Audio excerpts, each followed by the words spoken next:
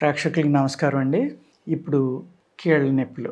ఈ కీళ్ళ నొప్పి అనేది పూర్వం ఒక 55, 60, 70 సంవత్సరాలోళ్ళు కొంచెం మోకాళ్ళ నొప్పిగా ఉన్నాయి, లేతే నడుము నొప్పిగా ఉంది అని అనేవారు.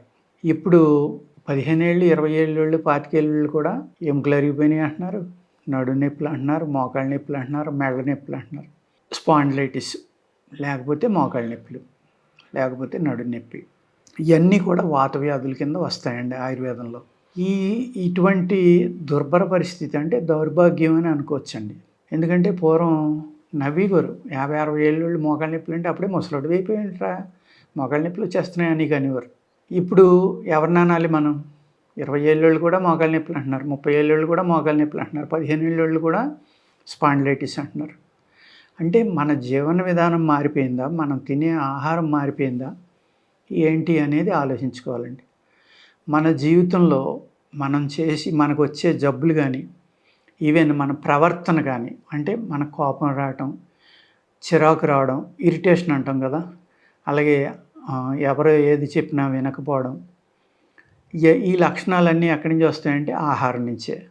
అదేవిధంగా ఈ సైనస్ అవనివ్వండి, స్పాండిలైటిస్ అవనివ్వండి, లేకపోతే ఇవాళ అనేక రకాల ఆటో ఇమ్యూన్ ప్రాబ్లమ్స్. పుట్టేటప్పటికే టైప్ 1 షుగర్ అంటున్నారు, పుట్టేటప్పటికే థైరాయిడ్ అంటున్నారు, పుట్టేటప్పటికే ఇంకో రకం అంటున్నారు. అర్థమైంది కదండి. లేకపోతే చర్మవ్యాధులు, ఇలాగా అనేక రకాలైన ఆటో ఇమ్యూన్ ప్రాబ్లమ్స్ మనకి వస్తున్నాయి. ఈ మోకాళ్ళ నొప్పులు, కీళ్ళ నొప్పులు అనేది ఆస్టియోపోరోసిస్ అండి, ఆర్థరైటిస్ అంటే కీళ్ళవాతం అంటాం మనం ఆయుర్వేదంలో. ఎముకలు మెత్తబడిపోవటం, ఇవన్నీ కూడా చాలా చిన్న ఏజ్లోనే వస్తున్నాయండి. ఎందుకు వస్తున్నాయి? మనం వచ్చాక మందులు వాడడం కాదండి. ఎందుకు వస్తున్నాయి అనేది మనం ఆలోచించుకుంటే మెయిన్ ఆహారం. చెప్పాను కదా, ఆహారం వల్లే మనకి జబ్బులన్నీ వస్తున్నాయని. ఆహారంలో కూడా మళ్ళీ 2 పాయింట్లు అండి ఇక్కడ. ఒకటి, మితంగా తినటం. అంటే రోజుకి 2 సార్లు తినటం అనేది చాలా మంచి పద్ధతి అండి. ఒకసారి తిన్నవాడు మహానుభావుడు, ఆయన అసలు హాస్పిటల్కి వెళ్ళే పని రాదు జీవితంలో. కానీ ఇప్పుడు ఆహారం తింటే ఎవరైనా హాస్పిటల్కి వెళ్ళవలసిందే. ఎందుకు అంటే కూరగాయలు ఒకరోజు ముందర స్ప్రే చేసి మర్నాడు మార్కెట్కి తెస్తున్నారు. ఆ స్ప్రే చేసి కఠోరమైన విషాలు, కెమికల్స్, వాటిలో లెడ్ ఉంటుంది, మెర్క్యూరీ ఉంటుంది, అనేక రకాలైన టాక్సిన్స్ ఉంటాయి. ఈ ఈ స్ప్రే చేసిన తర్వాత పూర్వం ఎలా ఉండేదంటే, పూర్వకాలంలో ఒక 15 ఇయర్స్ 20 ఇయర్స్ బ్యాక్ ఆ ఫెర్టిలైజర్ షాప్ వాళ్ళు చెప్పేవారు, ఇది కనుక స్ప్రే చేస్తే 4 రోజుల దాకా మార్కెట్కి పట్టుకెళ్ళొద్దు, ఇది స్ప్రే చేస్తే వారం దాకా పట్టుకెళ్ళొద్దు అని. ఇప్పుడు వాళ్ళు చెప్పినా వినే రైతులు కూడా లేరు. వాళ్ళకి ఏంటంటే ఈ పంట మళ్ళీ నిల్వ ఉంటే ఏ విధంగా పాడవుతుందనే భయం వల్ల అవనివ్వండి, లేకపోతే ఒక ఆర్థిక పరమైన ఇబ్బందుల వల్ల అవనివ్వండి, డబ్బులు మనకు రేపే కావాలనుకోవడం వల్ల అవనివ్వండి, లేకపోతే ఏమవుతుందిలే అని దానికి అలవాటు పడిపోవడం అవనివ్వండి, ఆ ఎథిక్స్ మర్చిపోవడం అనివ్వండి, లేకపోతే ఏమవుతుందనే ఒక నిర్లక్ష్యం అనుకోండి, వాటిని నెక్స్ట్ డేనే పట్టుకొచ్చి మార్కెట్లో అమ్ముతున్నారండి. దానివల్ల ఏమవుతుంది, మనం విషం తింటున్నాం. ఆ విషం తినటం వల్ల ఒకసారి తిన్న వాళ్ళకి కూడా జబ్బులు రావచ్చు. కానీ పూర్వకాలం ఈ ఎరువులు, పురుగు మందులు లేనప్పుడు రైతులు ఎక్కువగా 2 సార్లు తింటూ ఉండేవారండి. ఉదయం తినేసి పొలం వెళ్తే మళ్ళీ సాయంత్రం వచ్చాక తినేవారు, మధ్యాహ్నం టీ అయినా తాగేవారేమో అంతే. ఈ గ్యాప్ అనేది ఎలా ఉండేదంటే, తిన్న ఆహారం కష్టపడి పనిచేసే వాళ్ళు ఎక్కువ ఉండేవారు కాబట్టి పూర్తిగా అరిగిపోయేదండి. బాగా ఆకలి అయినప్పుడే అన్నం తినేవారు. ఇప్పుడు ఏమైంది మనకి, మార్నింగ్ బ్రేక్ఫాస్ట్, మళ్ళీ లంచ్, దాని తర్వాత స్నాక్స్, దాని తర్వాత మళ్ళీ డిన్నర్, భోజనం ఇంకోసారి. ఏమవుతుందండి, 4 టైమ్స్ మనం ఆహారం అనేది తీసుకుంటున్నాం ఏదో ఒక రూపంలో.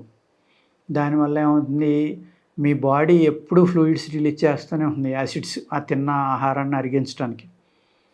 ఈ టైమ్లీ తినకపోవడం వల్ల, ఎక్కువ స్పైసీ ఫుడ్ తినటం వల్ల, అనేక రకాల చెడు అలవాట్ల వల్ల మీ శరీరంలో ఆల్కలిన్ అనేది పోయి ఎసిడిక్ నేచర్ పెరిగిపోతుందండి, యాసిడ్స్ పెరిగిపోతున్నాయి. ఎప్పుడైతే మీ బాడీలో ఉన్న pH 5కి వచ్చేసిందో, 5.5కి ఆటోమేటిక్గా మీ బాడీ ఆటో ఇమ్యూన్ ప్రాబ్లమ్స్కి ఇమీడియట్గా ఎఫెక్ట్ అయిపోతుంది. అదేవిధంగా కొన్ని ఆహారాలు జెనెటికల్లీ మోడిఫైడ్ ఆర్గాన్స్ అంటున్నాం. అంటే సపోజు ఒక బ్రాయిలర్ చికెన్ ఉందనుకుందాం మనం, 32 రోజులకి 1.5 నుంచి 2 కిలోలు అవుతుంది. ఎలా అవుతుంది? అదే నాటుకోడి 6 నెలలకు కూడా కిలో అవుతుంది. అంటే ఇది ఏ విధంగా పెరుగుతుంది, ఎందుకు పెరుగుతుంది అనేది మనం ఆలోచించుకోవాలి కదా. స్వీట్ కార్న్ ఇలాంటివి, అలాగే అయోడిన్ ఉప్పు కావాల్సిన వాళ్ళకి, అక్కర్లేని వాళ్ళకి అందరికీ అయోడిన్ ఉప్పే. ఇటువంటి ఆహార పదార్థాలు తినటం వల్ల మన ఎముకలు మెత్తబడిపోవడం, లేకపోతే శరీరంలో శక్తి తగ్గిపోవడం, మజిల్స్ వీక్ అవ్వడం, బాడీలో ఈ ఆల్కలిన్ అనేది తగ్గిపోయి పూర్తిగా ఎసిటిక్ నేచర్ అంటే యాసిడ్స్ పెరిగిపోయి బాడీలో పీహెచ్ అనేది తగ్గిపోవడం, ఇటువంటి కారణాల వల్ల ఈ కీళ్ళ నొప్పులు వస్తూ ఉంటాయండి.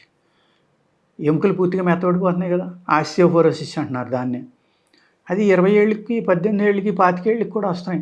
కొంతమంది 60-70 ఏళ్ళు అయితే నడుస్తుంటే ఇరిగిపోతున్నాయి అంటున్నారు. అంటే మనం ఏ స్థితిలో ఉన్నామో మీరు అర్థం చేసుకోండి. మన ఆహారం అలవాట్లు మార్చుకుని, పూర్వకాలం తినేవాళ్ళం చక్కగా నెయ్యి వేసుకుని సున్నుండ, లేకపోతే నువ్వులు బెల్లం కుమ్ముకుని తింటాం, లేకపోతే అటుకులు పాలలో నానబెట్టుకుని బెల్లం కలుపుకుని తింటాం, ఇటువంటివి అన్నమాట. అదే అటుకుల్ని నేతిలో వేపించుకుని తింటాం. అదే ఇలాగా అనేక రకాల ఆహార పదార్థాలు చాలా బలమైనవి టైం టు టైం తినేవాళ్ళం అండి మనం.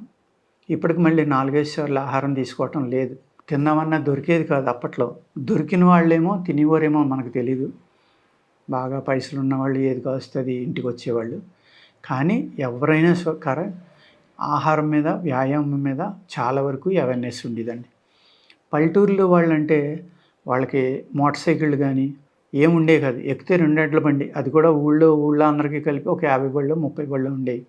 మిగిలిన వాళ్ళందరూ ఎక్కడికి వెళ్ళినా నడిచి వెళ్ళడమే. ఇప్పుడు మనం ఏం చేస్తున్నాం, పాస్కి వెళ్ళాలంటే బండి మీద వెళ్తున్నాం, 2కి వెళ్ళాలంటే బండి మీద వెళ్తున్నాం, ఒక 50 గజాలు వెళ్ళాలంటే. అర్థమైందా? ఎప్పుడైతే మనం నడవటం మానేసామో, వ్యాయామం అనేది పూర్తిగా తగ్గిపోయిందో, చేనుగట్టుకి ఒక రైతు వెళ్ళాలన్నా గట్టుకి బండి వెళ్తేనే వెళ్తున్నాడు. నడిచెళ్ళి రైతు ఇవాళ 100లో ఒక్కళ్ళు కూడా లేరేమో. ఇటువంటి వ్యాయామం అనేది పూర్తిగా తగ్గిపోవడం వల్ల ప్రకృతిలోకి వెళ్ళడం కూడా, ఈ బొళ్ళేసుకెళ్ళి మనం దారి పొడికి ఆ పొల్యూషన్ పెంచుకుంటా చేనుగట్టుకెళ్ళి ఆ పురుగు మందులు, ఎరువులు కొట్టిన ఆ గట్లమ్మట తిరుగుతూ ఉంటే ఆ వాసన పీలుస్తా ఉన్న లంగ్స్ కూడా పోతున్నాయండి. ఎప్పుడైతే మీకు మీ ఊపిరితిత్తులు వీక్ అయినాయో అప్పుడు మీ శరీరం కూడా ఆటోమేటిక్గా వీక్ అయిపోతుంది. అప్పుడు ఏమవుతుందండి, ఈ ఊపిరి ద్వారా వెళ్ళిన విషాల వల్ల మీ నరాల మీద కోటింగ్ పోవచ్చు. అనేక రకాలైన పార్కిన్సన్స్, మయోపతి, మస్కులర్ డిస్ట్రోఫీ, ఇలాగా మల్టిపుల్ స్క్లీరోసిస్ అని అనేక రకాలు ఈ ఆటో ఇమ్యూన్ ప్రాబ్లమ్స్ అనేవి వస్తున్నాయండి. చాలా పెరిగిపోతున్నాయి కేసులు. 10 ఏళ్ళు, 15 ఏళ్ళు, 20 ఏళ్ళ పిల్లలు కూడా వస్తున్నారు మా దగ్గరికి. మొన్నటిదాకా బాగున్నాడండి, 9 ఏళ్ళు వచ్చేదాకా, ఈ సంవత్సరంలో నడవలేకపోతున్నాడు, వీక్ అయిపోతున్నాడు, నొప్పులు అంటున్నాడు. ఇలాంటి చాలా దారుణమైన కేసులు అన్నమాట. వాళ్ళని చూస్తే ఎంత బాధ కలుగుతుందంటే మాకు.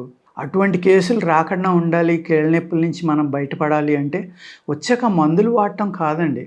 అది ఆయుర్వేదం అవనండి, హోమియోపతి అవనండి, యునాని అవనండి, లేకపోతే మీరు మోడర్న్ మెడిసిన్ అంటే అల్లోపతి అవనండి, వచ్చాక వాడుకోవటం కాదండి.